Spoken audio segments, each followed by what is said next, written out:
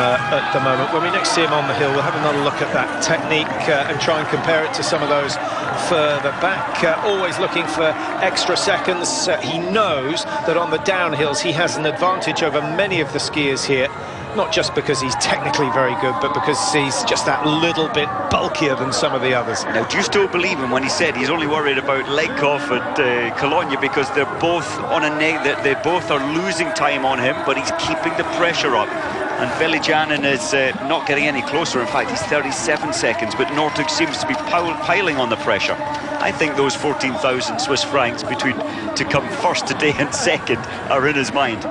Well, they may be, but I think he'll just be enjoying the occasion. He seems to be able to perform. A lot of people would get nervous, feel weak-legged in a situation like this, but he just loves it. He loves the crowds. He'll be responding to that, and as he comes out of the stadium, he'll see the chasing group entering, and he'll know that so far, so good. 4 laps to go, of course, today. That's one just about complete for Petter Northug. And out he goes for the second 3.6 kilometres. We'll get another time split. Do you think they've got to within 30 seconds? I think they'll still be hovering around 34, 33 seconds. You can see them going up towards the bridge. But now Northug, he will have seen them there. Of course he did, through his right side. And they are working together, Patrick. He's on his lonesome up front. You could say advantage the group trying to close him down. Sundby looking ahead. They're skiing together. I'm not sure they're working together because I think they're all feeding off Sundby, which they did yesterday, and then they'll just out-sprint him in the closing stages. You have to feel for Sundby. He's in the same bracket as Södergren of Sweden, isn't he? He is. And what a contrast he's made. Remember, 3 years ago, he wasn't that good in relation to his classic when it came to the freestyle. This year and last year, he's improved so much. Look at the gap. It's actually opened up, 39. Finnhagen Krok is the Norwegian in second place in that group. He's replaced Eldar Roning, who unsurprisingly has started to drop away. He's a classic specialist, doesn't particularly enjoy the freestyle skating. He's got the engine, there's no doubt about that, but he has not perfected the technique like those in front. Emil Jonsson still holding on to a top 6 position. He started 5th today, and Jonsson has a bit of a gap to play with, but his big problem is that leading that chasing group is Dario Cologne. Cologne, that no one's going to help him here. I thought Nuclear might go ahead, the man in blue just behind him. They need to do a bit of work shared. Oh, look at his time. It was 1:20. It's 1:28 for Cologne. Yeah, 22 seconds between Jonsson and Cologne, and the last time we looked, that margin was 30 seconds. So they are gaining, and they're gaining fast enough to challenge for a top 5 position come the end of the race, provided Cologne keeps that good work up. Legkov, he started 1:47 behind at the last check. He had lost 2 seconds. He's 1:49 behind. Now, everyone knows that in cycling, Mike, the man at the front of the group does a whole lot more work than those further back in the peloton. In skiing, we very seldom see them teaming up and sharing the lead and doing maybe 400 or 500 metres each. Do you feel that's just because the effects of being behind are somewhat reduced, or do you think it's just that once someone's in front, you're happy to go at their pace? I think that when you're tucked in behind, the work effort is definitely reduced. It's marginal, averaging over this course, what, 24, 25 kilometres an hour. So that is wind resistance against you at the front. And it just feels easier, doesn't it, skiing in behind someone. But I agree, if they work together, right, I'll lead a little, then you lead. You can make a difference. You can close this gap. I really can't think of an occasion where we've seen it being used, obviously. And Sundby is the man out front. Oh, Velijanin makes a careless error. Now he's got to work very hard to get back in touch. He was that was a careless move. I think it was a drink stop. He got handed a bottle, and then when he tried to pull that towards his mouth, his poles went in between. Let's see that again. I'm sure we will. Won't make any difference to the race leader, who knows nothing about it. And now for Velijanin, that's tensed him up, frustrated him. His mindset will be completely different. There'll be anger. Slightly surprised that Sundby hasn't upped the pace. I'm not sure Sundby was aware of what happened behind him, because it might have been an opportunity just to turn the pace up for a couple of minutes and open up the gap between himself and the Russian. Huge strength there from Sunbi, the way he's reaching forward, a huge compression through his poles and his legs at the same time.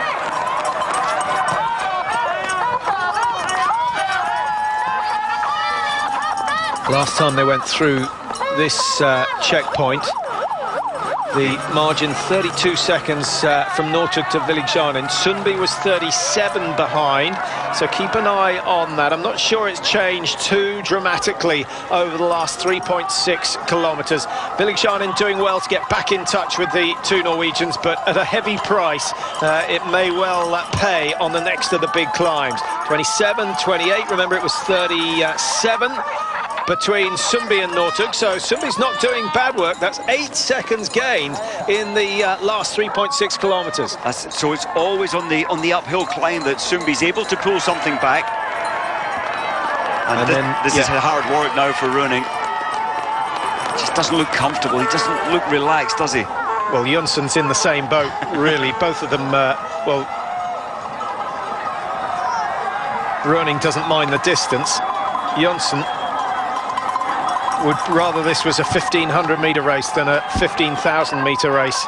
And he's been a great sprinter this year, hasn't he, Mike? I can't remember when it was. It must have been 7-8 years ago. We saw him with his first outing in Kuusamo, and we just could not believe what we saw. The snow was almost melting behind him. He was using such a high tempo. And I'm glad to say that he's gone on to fulfill his potential. He has to win again this year. He had a poor season last year, but he won the previous two to that. Colonia is now 1:29 behind, and he's closed the gap a little. Ledkoff's on fire now. He's got into his race. He's got it back to 1:32.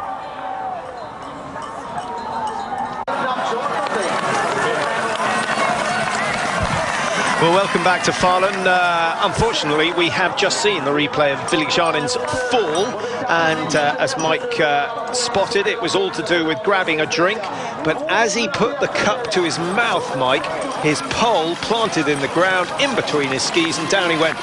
I think he's lucky to get away with a fall, and lucky he didn't leave his front teeth on the snow. Oh, it can happen with a ski pole there right in front of your face, and it's changed the shape of Villigjanen's race. He was with the two Norwegians. I'm sure he would have still been with them had he not fallen. Yeah, do not wipe your nose. Certainly don't do your flies up when you're on the move on a pair of cross-country skis, because the pole is guaranteed to plant out in front and cause significant damage. But Villigjanen's got away with that. But that little burst he put in after the fall, a panic, I think it was, really, Mike, has cost him. And now at 92%, his heart's beating faster, his skis are going slower. Oh, and you can just feel you can just almost sense that he's still so angry, so annoyed with that happens, and it changes, without a doubt, changes the shape of your race and your mindset within the race. Yeah, that's how delicately balanced it is, and that's why a steady pace often produces the best times overall, and that's what Sunbi is so good at. But Sunbi, I think, really at the moment is a time trial racer as opposed to a mass start racer. He does everyone's hard work for them and then gets beaten. And as you mentioned earlier, it's like Sødergren. Sødergren had to take the hard work because he didn't quite have that sprint finish. So it looks like the Norwegian coaches are giving the split times of Northug. So Northug back down into the stadium for the second time, coming up towards the halfway marker in this 15-kilometre final challenge of the season. And he'll be glad to see that his rivals are still a significant distance behind at the last interval. 31.9 seconds between first and second. Crocus, you can see, is only a second or so behind Sunbi, and Villigjanen was 42 back off the pace. And we're suspecting that Villigjanen is closer to a minute behind now, and is going to find it very, very tough to get the Russians on the podium today. Well, Ledkoff is doing amazingly well. He started 16, he's up to 9th, and he's ahead of Colonia now, but only by a second. Colonia's in 12th. Yeah, he needs to be, Mike, because the margin in World Cup points between Ledkoff and Colonia is just 7 points in it. Lots of financial rewards at stake there. Of course, there are the positions in the mini tour as well. Now, if Ledkoff finishes ahead of Colonia, he is guaranteed to finish. He's guaranteed to finish in second in the World Cup standings. Colonia, I think, will not let Ledkoff go, so we're going to have a fantastic battle for that position. And it doesn't really matter where they finish further down, because between 4th and 5th there are 10 points at stake. Between 5 and 6 there are 10 points at stake again. Between 6 and 7 there are 8 points at stake. And then it gets a little bit closer after that. Northug is the master of descending from the top of what's it? Murderbacken, we'll call it. Murderbacken, yeah. No. They've lost what, 7 seconds from our top of the hill split time. They've dropped it down to 30 seconds now, but Kroch is leading.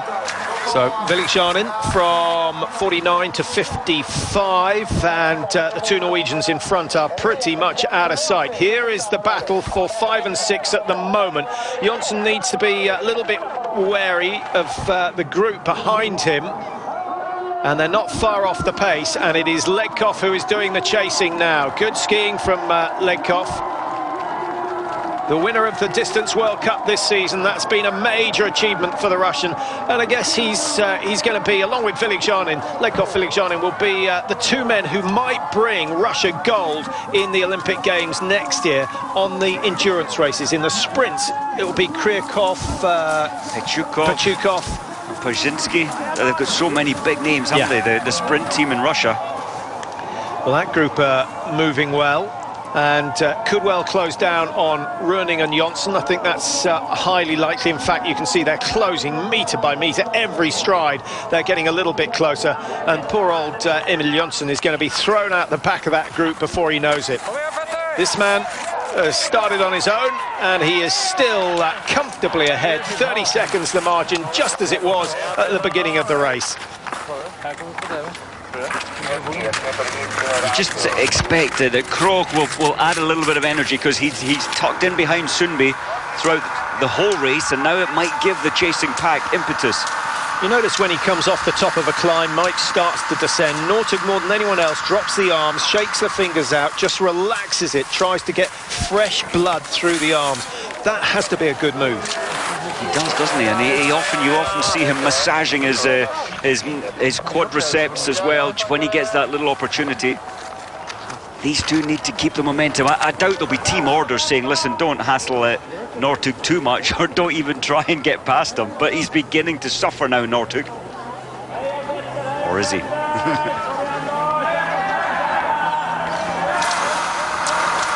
Well, he's getting split times, as he said at the start of the race, off Legkov and Colonia. He'll be keeping an eye on them.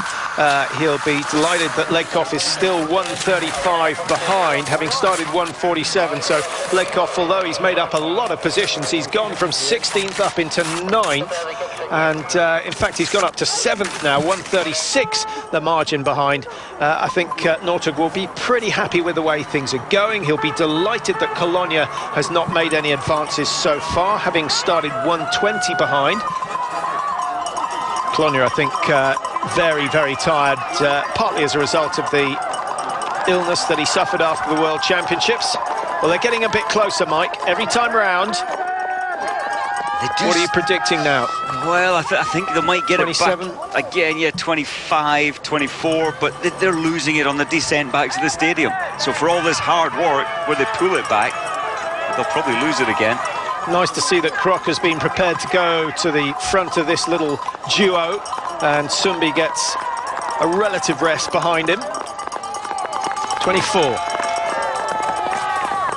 Well, I mean, it's a big margin. They're taking that margin off from the turnaround point to this high point, and then they don't seem to close it again. 55 last time for Villikshanen. And it's turning into a painful race of attrition for Villikshanen, and he'll be very, very aware of the group coming up behind him. He sees that it's his teammate Legkov who's doing a lot of the work at front. In fact, at the moment, it's Chernosov, number 11, who's moved into a good position. They are getting closer and closer, and you feel the work rate in that chasing group, Mike,